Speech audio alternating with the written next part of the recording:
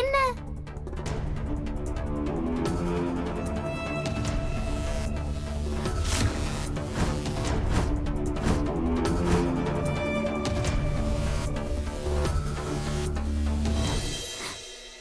இந்த special gift உன்னோட துளசி அம்மா உனக்காக கொடுத்துட்டு போனது.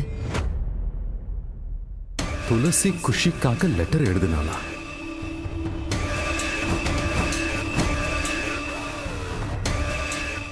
என்ன இது? என்னது? ராதா மோகனோட உறவு அழியறதுக்கான காரணம் அது.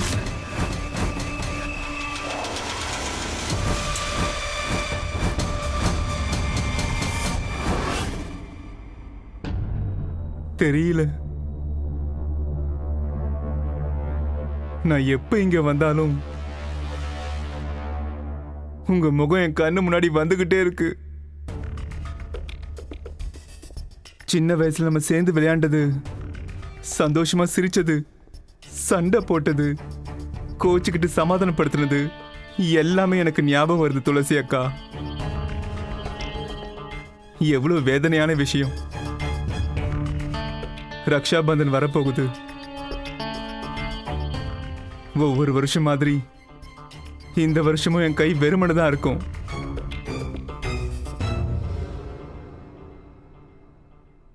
எனக்கு தெரியும் உனக்கு என்னோட ஞாபகம் அதிகமா வரும்னு. ஆனா என்னை இழந்ததுனால நீ எந்த அளவுக்கு வருத்தப்படுறியோ அதை விட அதிகமா உங்களை விட்டு பிரிஞ்சதுக்கான வருத்தம் எனக்கு இருக்கு. நான் ஒத்துக்கிறேன், தெரிஞ்சோ தெரியாமலோ நீ நிறைய தப்பு பண்ணிருக்க. ஆனா அதனால நம்மளோட உறவு அறுந்து போயிடாதுல. அப்புறம் எனக்கு இன்னொரு விஷயமும் நல்லா தெரியும். நான் உயிரோட இருந்திருந்தா கண்டிப்பா நீ இந்த மாதிரி தப்பெல்லாம் பண்ணியே இருக்க மாட்ட. நீ அப்படி பண்ண நான் உன்னை விட்டுருக்க மாட்டேன். என் அம்மா அனுப்பியிருக்காங்களா?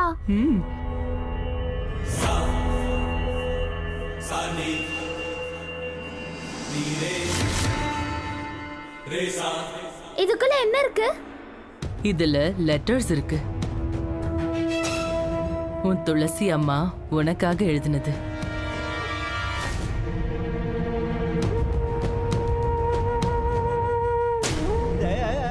நேத்து நான் வீடு சுத்தம் பண்ணிட்டு இருக்கிறப்போ எனக்கு இந்த பாக்ஸ் கிடைச்சது.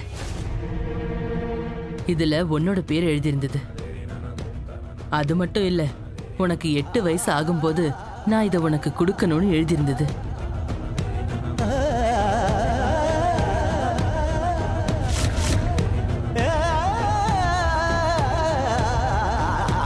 சம்மந்தியம்மா, துளசி எதுக்காக லெட்டர் எல்லாம் எழுதி வச்சா? ஏன்னா அவதான் குஷியை விட்டு போகணும்னு ஏற்கனவே பிளான் பண்ணிருந்தால. மோகனையா,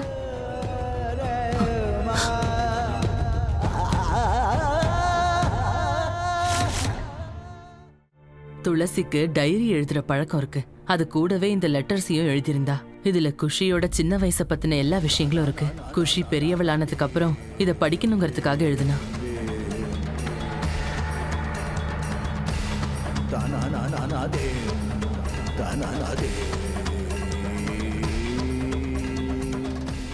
மோகனையா, கொஞ்சம் தைரியமா இருங்க. என் அம்மாவோட லெட்டர். அம்மா எனக்காக லெட்டர் எழுதி வச்சிருக்காங்க. உனக்காக தான்.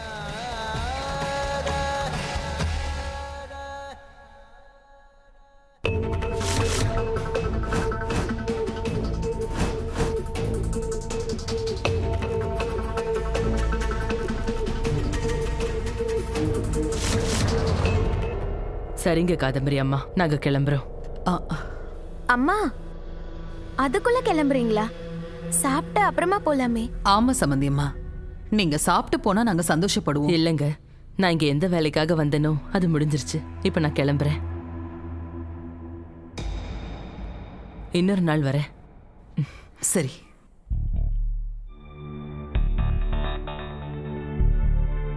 வாங்க.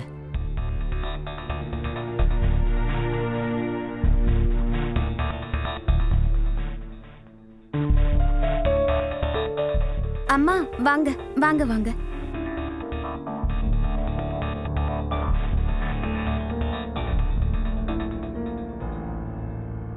அடக்கடவுளே, என்ன நடக்குது இங்க? வந்தாங்க, பேசிட்டு அவங்க பாட்டுக்கு போய்கிட்டே இருக்காங்க. ரைட் கிப்ஸ கூட கொடுத்துட்டாங்க. ரைட். அந்த குட்டிச்சாத்தானுக்கு அவங்க அம்மா ஞாபகமா ஒரு டப்பா வேற கிடைச்சிருக்கு. ஆனா தாமினி, நீ சொன்ன மாதிரி ஒண்ணு கூட நடக்கல. எங்க இருக்கா அந்த துளசி இப்போ? அவ மேல தானே நீ பந்தயம் வேற கட்டின. அந்த பாக்ஸ்குள்ளமா ஆ? அந்த லெட்டர்ஸ்ல நான் தான் உங்ககிட்ட சொன்னேன்ல, இந்த குஷி ராதா மோகனோட உறவுக்கான அஸ்திவாரம். அந்த அஸ்திவாரத்தை தான் நாம 2 பேரும் சேர்ந்து பலவீனமாக்கணும். அந்த பாக்ஸ்ல லெட்டர்ஸ் இருக்குல்ல, அதுல கொஞ்சம் கொஞ்சமா குஷிய ராதாவுக்கு எதிரா திருப்புறதுக்கான எல்லாமே இருக்கு. அதே மாதிரி குஷி கொஞ்சம் கொஞ்சமா ராதாக்கு எதிரா மாறிடுவா. அதுக்கப்புறம் அவளோட அம்மாவுக்கு எதிரா அவ போயிடுவா. ஒரு தடவை ராதாக்கு எதிரா குஷி திரும்பிட்டானா அப்புறம் ராதா மோகனோட உறவு ஆட்டோமேட்டிக்கா எண்டிங் வந்துரும்ல. அதுக்கப்புறம் ராதாவோட தலைமுடியும் உங்க கையில தான், அவளோட உயிரும் உங்க கையில.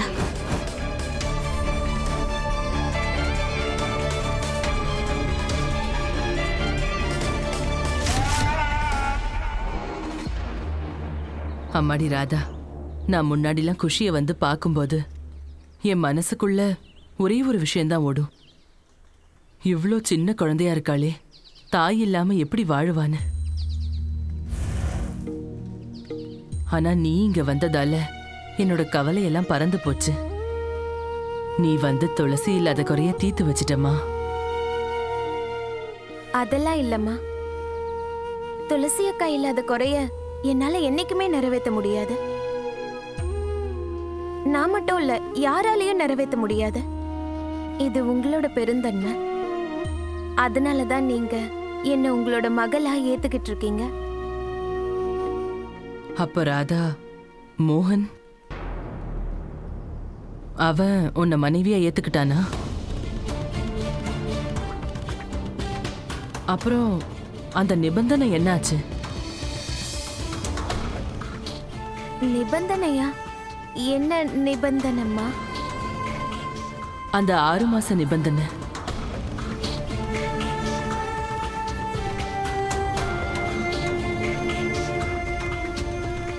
இந்த கஸ்டடி பெட்டிஷனை நான் 6 மாசத்துக்கு அப்புறமா மறுபடியும் ரெவ்யூ பண்ணுவேன். அதுக்குள்ள ராதாவும் மோகனும் 2 பேரும் குஷிக்கு நல்ல பேரண்ட்ஸ்ன்னு இந்த கோர்ட்டுக்கு நிரூபிச்சாகணும். ஒருவேளை இந்த 6 மாசத்துல ஏதாவது தப்பு நடந்தா அப்புறம் குஷியோட கஸ்டடியை நர்மதா கையில கோர்ட்டு ஒப்படைச்சிடும். நான் இன்னைக்கே ராதாவை வீட்டை விட்டு அனுப்பிடுவேன். ஆனா 6 மாசத்துக்கு அவளை சகிச்சாகணும்ல. ஆனா அதுக்காக அவ உங்க மருமக என் மனைவின்னு அர்த்தம் இல்ல. வெறும் 6 மாசம், அதுக்கப்புறம் அவளை கழுத்து பிடிச்சு வெளியே தள்ளிடுவேன். வேற என்ன? 6 மாசம் இப்ப முடிய போகுதுல்ல. மோகன் இப்பவும் அதே நிபந்தனையை தான் பிடிச்சுக்கிட்டு இருக்கானா? 6 மாசம் முடிஞ்சதுக்கு அப்புறம் அவன் உன்னை வெளியே அனுப்பிடுவானா என்ன?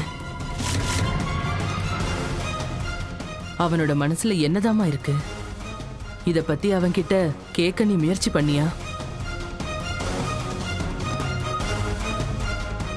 ராதா, எனக்கு மோகனை பல வருஷமா தெரியும்.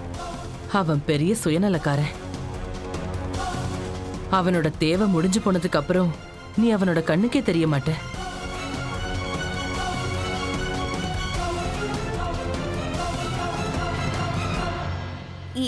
இல்லங்கம்மா, மோகனையா அப்படியெல்லாம் கிடையாது.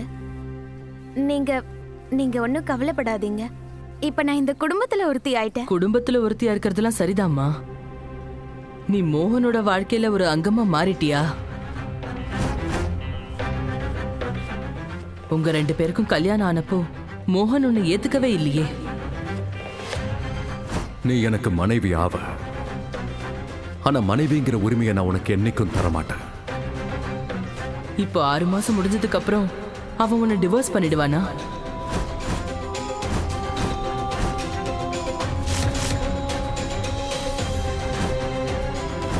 அவன் பக்கத்துல இருந்து உங்க உறவை முன்னேற்ற ஏதாவது நடவடிக்கை இருந்ததா?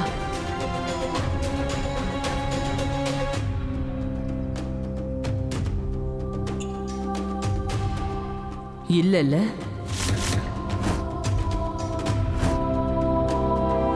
அம்மா, அது அவர் இதெல்லாம் பண்ண வேண்டிய அவசியமும் இல்ல, சொல்ல வேண்டிய அவசியமும் இல்ல. அவசியம் இருக்குறாதா? என்ன பொறுத்த வரைக்கும் நீ இப்ப மோகனை கேள்வி கேட்டுதான் ஆகணும் ராதா.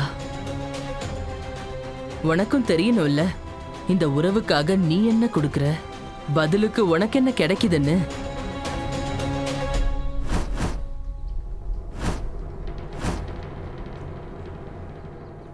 சரிம்மா, உனக்கு புரிய வைக்கிறது என்னோட கடமை. நான் பெத்த பொண்ணு நான் இழந்துட்டேம்மா. உன்னையும் இழக்க விரும்பல.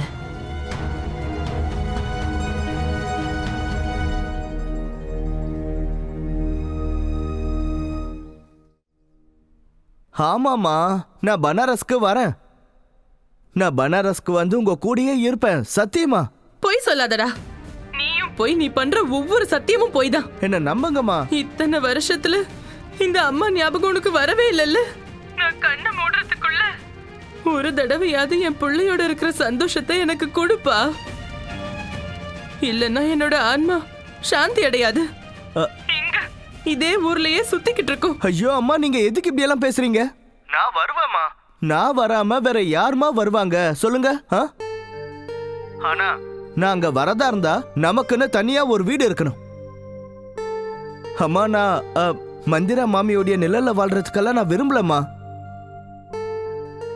அஜித், அம்மா, நான் உங்ககிட்ட அப்புறமா பேசுறேன். ஹலோ அஜித், அவ வந்துட்டான்னு நினைக்கிறேன். நான் ரெடி. நீ ரெடி ஆயிட்டியா? நம்ம சுமனோட பார்ட்டிக்கு கிளம்பி போகணும்ல. அது வந்து நான் கீர்த்தி, நீங்க உங்க அம்மா கூட தான் பேசிட்டு இருந்தீங்கன்னு எனக்கு தெரியுங்க. So sorry. அது வந்து நான் நீங்க உங்க அம்மா கிட்ட தான் பேசிட்டு இருந்தீங்க. ஆனா உங்களுக்கு வேற ஏதோ அஃபேர் இருக்கு, அவகிட்ட தான் பேசிட்டு இருக்கீங்களோன்னு நான் நினைச்சிட்டேங்க. என்ன அஃபேரா? அதுவும் எனக்கா? எனக்கு இன்னொருத்தவங்க கூட அஃபேர் இருக்குன்னு உன்னால எப்படி யோசிக்க முடியுது கீர்த்தி? இத கேட்கவே எனக்கு ஷாக்கா இருக்கு. அதுவும் கள்ள காதல் பண்றனா? நானு இந்த இடத்துல எதுவும் சொல்ல முடியாது. நான் பண்ணாம வேற யார் பண்ணுவாங்கன்னு. கீர்த்தி, இந்த வாட்டி நீ என் மனசை ரொம்பவே நோகடிச்சிட்ட. பின்ன உனக்கு என்ன பத்தி சுத்தமா தெரியாதா? சொல்லு. நான் உன்னை எந்த அளவுக்கு காதலிக்கிறேன்னு கூடவா உனக்கு தெரியாது? என்னால ஒருத்தியே பாத்துக்க முடியல, இதுல இன்னொருத்தி பின்னாடி நான் எதுக்கு போறேன்? உனக்காக நான் எவ்வளவு செஞ்சிட்டு இருக்கேன். உன்னுடைய ஷாப்பிங், உன்னுடைய அயன் பண்ண துணியை கொண்டு வர்றது, சில நேரத்துல உனக்கு பிடிச்ச சாப்பாடை வீட்டுல நானே செய்யறேன். அவளை ஏன் நீ தூங்குறதுக்கு முன்னாடி உனக்கு காலையே அமைக்க விடுறேன்ல. இந்த அளவுக்கு நான் உனக்கு செஞ்சதுக்கு அப்புறமும் உனக்கு என் மேல கொஞ்சம் கூட நம்பிக்கையே இல்லைல்ல? Very bad.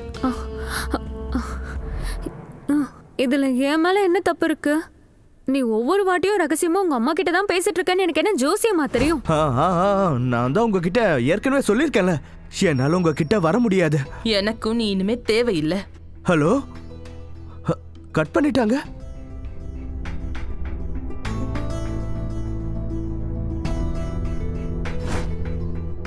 ஒரு அம்மா தன்னோட சொந்த பையனையே எப்படி கிட்னாப் பண்ணுவாங்க? அஜித், அஜித், நீங்களே சொல்லுங்க, எந்த அம்மா இப்படி பண்ணுவாங்க? கீர்த்தி, எங்க அம்மாவை பத்தி உனக்கு சரியா தெரியாது. அவங்க அன்பு காட்டுறது கொஞ்சம் வித்தியாசமா இருக்கும். ஆனா எனக்கு தெரியும், அவங்களுக்கு என் மேல பாசம் அதிகம். அதுக்குன்னு இப்படியா பண்ணுவாங்க? அஜித், உனக்கு உங்க அம்மா மேல பாசம் இருக்கா? நிறையவே இருக்கு. அவங்க என்னுடைய அம்மா. எனக்கு அவங்க மேல பாசம் இல்லாம வேற யாருக்கு இருக்கும்? அப்படின்னா உங்க அம்மா கூட போகணும்னு ஆசைப்படுறியா? அட சொல்லுங்க.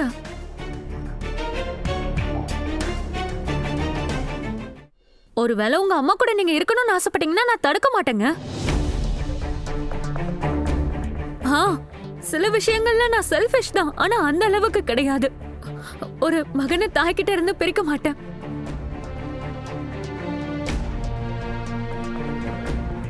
அஜித், உங்க அம்மா கூட இருக்கணும்னு ஆசைப்பட்டீங்கன்னா தாராளமா நீங்க போங்க.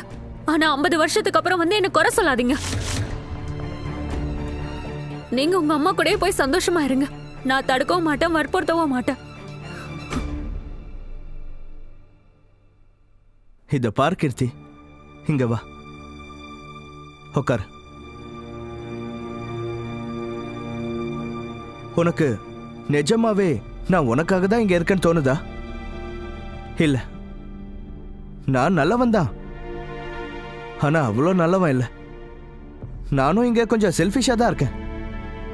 நான் ஒன்றும் உனக்காகலாம் இங்க இல்லை. நான் இங்க இருக்கிறது இந்த குடும்பத்துக்காக தான்.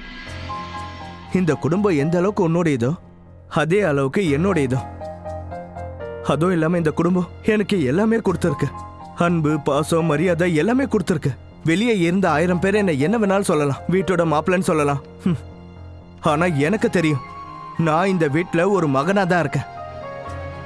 அத்தை என்னை மாப்பிள்ளைன்னு கூப்பிடுறாங்க, ஆனா ஒரு மகன் மேல காட்டுற அன்பை தான் அவங்க எப்பவும் என் மேல காட்டியிருக்காங்க. அத்தை மட்டும் கிடையாது, மாமாவும் தான். மாமா என்கிட்ட எப்ப பேசினாலும் அவருடைய சொந்த பையன் கிட்ட பேசுற மாதிரி தான் பேசுவாரு. மோகனண்ணா அவரும் எப்போ என்கிட்ட பேசினாலும் என் சொந்த அண்ணா என்கிட்ட பேசுற மாதிரி தான் பேசுவார். ஒரு விஷயம்தான் எனக்கு பயமா இருந்தது. எந்த விஷயத்துல? அது எங்க தாமினிக்கோ மோகன் அண்ணாக்கோ கல்யாணம் ஆயிடுமோன்னு. ஏன்னா தாமினி நிச்சயமா நம்ம 2 பேரையும் வீட்டை விட்டு துரத்திடுவா. ஆனா பாத்தியா, இங்கேயும் விதி நமக்கு மட்டும் தான் சப்போர்ட் பண்ணிருக்கு. என் வாழ்க்கையில ஒரு தங்கம் இல்லாத குறை இருந்தது, அத கூட அந்த கடவுள் நிறைவேற்றிட்டாரு. என் கூட பிறக்காத தங்கையா ராதாவை கொடுத்தாரு. இந்த வீட்டுல தான் எனக்கு எல்லாமே இருக்கே. நான் எதுக்கு இந்த வீட்டை விட்டு போனோம்? எனக்கு என்ன பைத்தியமா? அப்படின்னா உங்களோட அம்மா அவங்களையும் நீங்க மிஸ் பண்ணுவீங்கல்ல? கீர்த்தி, எங்க வீட்டுல மொத்தம் 3 பேர் இருக்கோம். நான், அப்புறம் என்னுடைய அம்மா, என்னுடைய தம்பி நந்து. என் மனசுலயே எனக்கு அடிக்கடி தோணும் தான், நான் என் குடும்பத்தோட இருக்கணும், என் அம்மா கூட இருக்கணும், என் தம்பி நந்து கூட இருக்கணும்னு தோணும். ஆனா எங்க அம்மாவுக்கு மாமா வீட்டுல இருக்கிறது தான் பிடிச்சிருக்கு. அவங்க அங்க இருக்கக்கூடாதுன்னா இல்ல, அவங்களுக்கு அங்க இருக்க நிறைய ரைட்ஸ் இருக்கு. அது அவங்க பிறந்த வீடு, அவங்க அங்க இருக்கிறதால எனக்கு எந்த பிரச்சனையும் இல்லை. ஆனா கீர்த்தி, நாங்க அந்த வீட்டுல தங்கறதுக்காக போகும்போதெல்லாம் எனக்கு ஏதோ பாரமா இருக்கும். அது என் வீடுங்கிற ஃபீலிங்கே வராது. அந்த வீடு எப்பவும் எனக்கு ஒரு உணர்வை ஏற்படுத்தும். அந்த இடத்துக்கு உன்னை கூட்டிட்டு போக கூடாதுன்னு தோணும். நான் எங்க அம்மா கிட்ட பல தடவை சொல்லியிருக்கேன், நாம ஒரு சின்ன வீடை வாடகைக்கு எடுக்கலாம். அங்க நான், அம்மா, அப்புறம் என் தம்பி நந்து, நீயும் எல்லாரும் சேர்ந்து இருக்கலான்னு சொல்லியிருக்கேன். ஆனா அம்மாவுக்கு அது பிடிக்கல. அவங்க மாமா வீட்டை விட்டு வரவே மாட்டாங்க. நான் என்ன பண்ண முடியும்? ஆனா பரவாயில்ல, அவங்களுக்கு அங்க சந்தோஷம், எனக்கு இங்க சந்தோஷம். எல்லாரும் சந்தோஷமா இருக்கிறது தானே முக்கியம். இல்ல ஒருவேளை யாருக்காவது தப்பி தவறி கஷ்டம் வந்துருச்சுன்னா, இல்ல பிரச்சனை வந்துருச்சுன்னா, எல்லார்கிட்டயும் போன்னு ஒண்ணு இருக்குல்ல. ஒருத்தருக்கு ஒருத்தரை கான்டாக்ட் பண்ண என்ன டைம் ஆயிட போகுது? அது என்னமோ உண்மைதான். அது மட்டும் இல்லாம அவங்க ஒன்னும் அங்க தனியா இல்லையே. அவங்கள பாத்துக்கிறதுக்கு அவங்க குடும்பம் மொத்தமா அங்க இருக்கு. நான் அங்க இருக்கிறது ஒன்னும் அவ்வளவு அவசியம் இல்லை, ஆனா இங்க நான் இருக்கிறது ரொம்ப அவசியம். யோசிச்சு பாரு, நான் இந்த வீட்டை விட்டு போயிட்டேன்னு வை, எல்லா வேலையும் யார் செய்வாங்க? குஷியா ஸ்கூல்ல இருந்து யார் கூட்டிட்டு வருவாங்க? ராகுல், அவனுக்கு யார் புரோட்டீன் ஷேக்ஸை கொடுப்பாங்க? மோகன் அண்ணா வேற 1008 வேலை கொடுப்பாரு. அப்புறம் உன்னுடைய ட்ரை கிளீனிங் துணியெல்லாம் யார் கொண்டு வருவாங்க? ராதாவுக்கு காய்கறி எல்லாம் யார் வாங்கிட்டு வருவாங்க? அத்தையும் மாமாவையும் கோயிலுக்கு யார் கூட்டிட்டு போவாங்க? எனக்கு தான் 1008 வேலை இருக்குல்ல கீர்த்தி, அதெல்லாம் யார் செய்வாங்க? இன்னும் 4-5 வேலை எனக்கு சுத்தமா ஞாபகமும் இல்லை.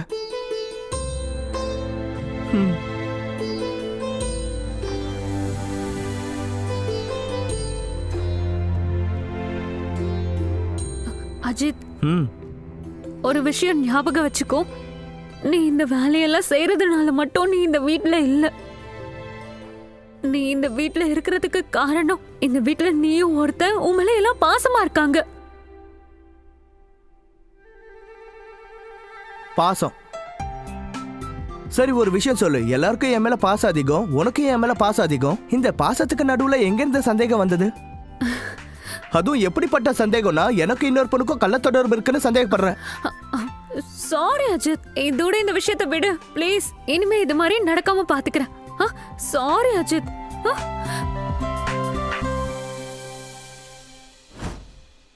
அம்மா, வண்டி ரெடி ஆயிடுச்சு, போலாமா?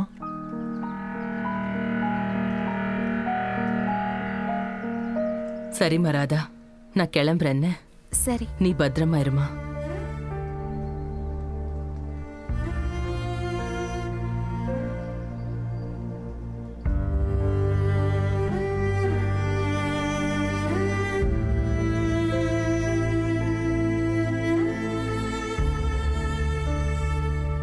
நல்லா இருமா.